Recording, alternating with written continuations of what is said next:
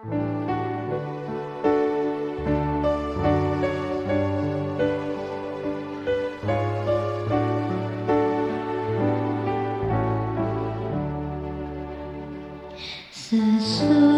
malam fajar mereka bersama Yesus, surga mulai. Habislah kerja, oh fajar mulia. Sesudah malam hari bermain. Sesudah malam pertemuan indah, tiada menangis, tiada kesal.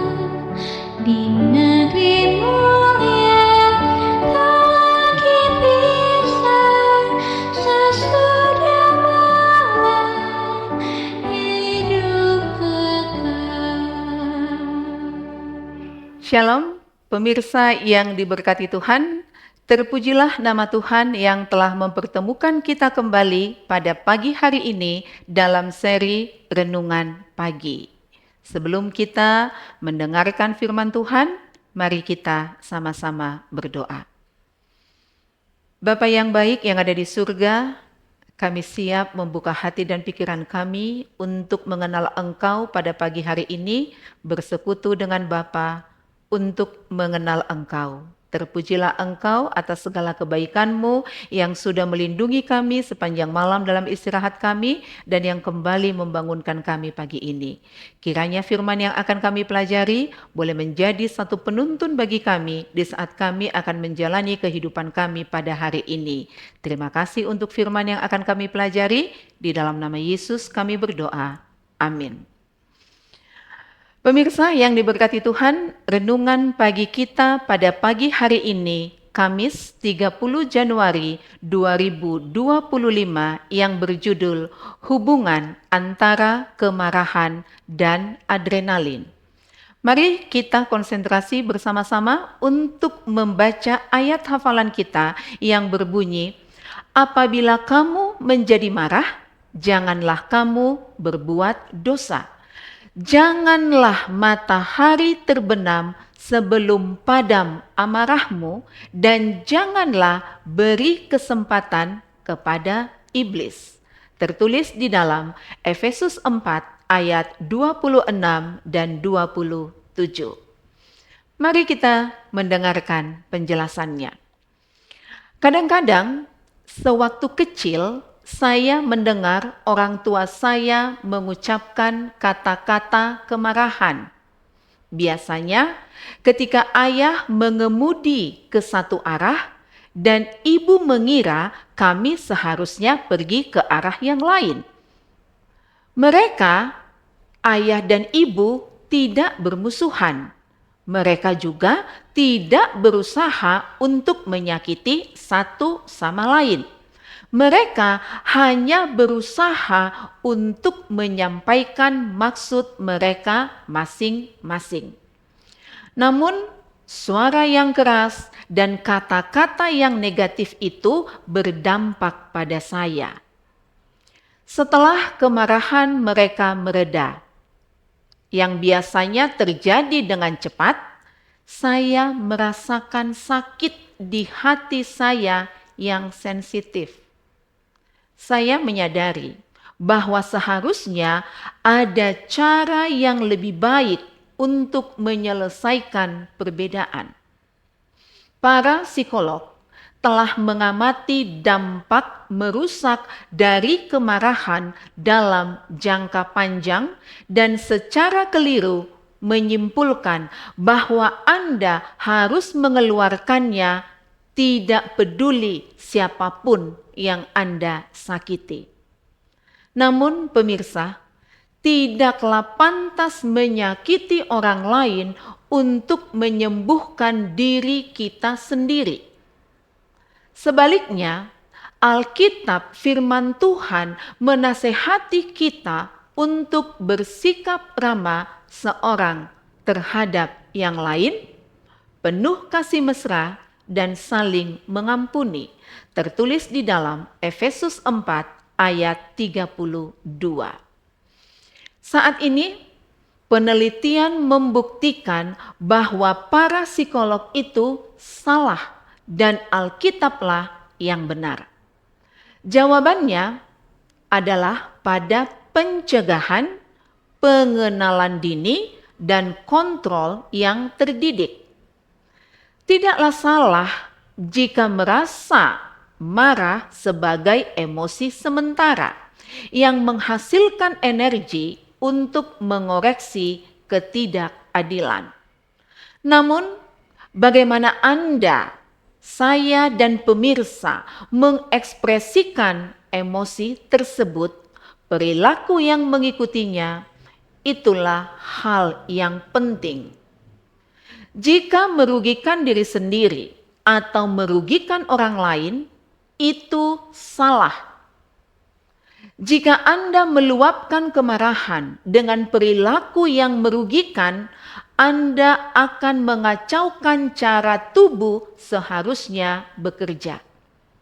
Kemarahan menghasilkan aliran adrenalin yang dirancang oleh Tuhan untuk kelangsungan hidup, untuk melawan atau melarikan diri. Amarah yang dibendung menyebabkan adrenalin bekerja secara berlebihan, membanjiri jaringan dan organ tubuh dengan bahan kimia yang tidak diperlukan sehingga merusak arteri, meningkatkan tekanan darah, dan menyebabkan sakit kepala, bisul, serta penyakit jantung prematur. Namun, hal yang sama juga akan terjadi jika kita, Anda, dan saya beserta seluruh pemirsa meluapkan kemarahan kita dengan kata-kata dan perilaku marah. Dr. Carlos Tavris dalam bukunya Anger, The Mind Understood Emotion mengulas penelitian tentang kemarahan. Kesimpulannya seperti ini, bahwa melampiaskannya dengan bebas tidak meredakan amarah, malah justru meningkatkannya dan membentuk kebiasaan bertengkar. Dia menyarankan, diam sejenak, sementara merasa kesal, dan alihkan pikiran dengan aktivitas-aktivitas yang menyenangkan diri Anda sampai amarah Anda mereda. Cara ini baik untuk kesehatan. Mengapa? Karena dapat mencegah aliran adrenalin yang tidak diperlukan, yang bisa meracuni sistem tubuh kita. Anda akan merasa lebih baik dalam waktu yang lebih cepat dan mampu berpikir lebih jernih tentang bagaimana menyelesaikan masalah tanpa ada yang perlu disakiti. Tuhan, ini akan menjadi doa kita, doa saya dan doa seluruh pemirsa. Kita ucapkan dengan sepenuh hati. Tuhan, bantulah saya untuk mengatasi amarah saya dengan cara yang sehat, sehingga itu tidak menyakiti saya dan juga tidak menyakiti orang lain. Kai Kusma. Inilah yang menjadi renungan pagi kita pada pagi hari ini. Tuhan Yesus memberkati kita semua. Mari kita sama-sama berdoa. Allah Bapa kami yang bertahta dalam kerajaan surga, terpujilah namamu pada pagi hari ini, di mana Engkau memberikan waktu yang indah bagi kami bersama dengan seluruh pemirsa untuk bersekutu dengan Tuhan melalui firman-Mu. Terima kasih Tuhan atas firman yang telah kami pelajari pada pagi hari ini. Terima kasih untuk amaran-Mu, terima kasih untuk Roh Kudus yang Kau izinkan memberikan kepada kami waktu yang indah untuk mendengarkan firman ini. Tuhan, kami manusia lemah, kami manusia berdosa yang sering sekali melakukan kemarahan yang menyakiti diri kami, bahkan menyakiti orang lain. Tuhan, kami adalah milik-Mu. Kami ada di dunia ini karena kuat kuasa-Mu. Tolonglah kami, tolonglah hamba dan seluruh pemirsa yang bersekutu dengan kami pada saat ini. Kuasa Roh Kudus Tuhan yang memampukan kami, menolong kami, menjamah hati dan pikiran kami, melembutkan hati kami ketika kami menghadapi hal-hal yang tidak menyenangkan kami, yang membuat kami emosi, bahkan membuat kami marah. Tolong kami Bapa supaya kami tidak melakukan hal-hal yang merugikan diri kami, bahkan merugikan orang lain. Tapi kami boleh berpikir tenang, berpikir sesuai dengan kehendak Tuhan, mengarahkan mata hati kami kepada Tuhan, sehingga kami boleh berpikir dengan tenang dan kami boleh memiliki ketenangan untuk mengambil tindakan bahkan keputusan yang boleh menjadi berkat bagi kami dan juga bagi orang lain.